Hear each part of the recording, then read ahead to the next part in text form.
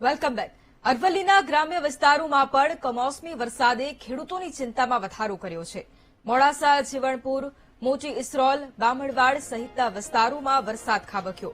Soybean, મગફળી, કપાસ જેવા પાકોમાં વ્યાપક પ્રમાણમાં નુકસાન થયું છે. મગફળીનો પાક પલળી જતા કાળી પડી જવાની ભીતિ છે. પશુ માટે વાવેલો ઘાસચારો પણ પલળી ગયો છે. આર્થિક રીતે પાયમાલીની કગાર પર ઉભેલા ખેડૂતો હવે સરકાર પાસે મીટ માંડીને બેઠા છે.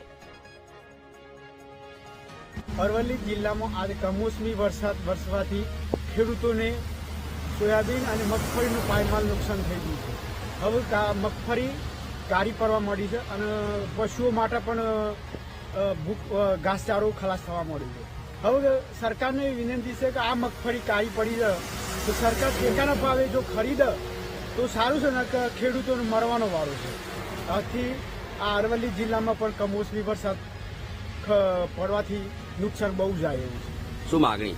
અમારી માગણી એ છે કે ટેકાના ભાવે જે સરકાર ખરીદે છે એને કાળી પડેલી પણ મગફળી ખરીદી શકે તો સારું છે, ન કે ખેડૂત પાયમાલ છે અને મગફળીના ઘાસ ને મગફળી કાળી પડી જવાની ભીતિ વધારે છે.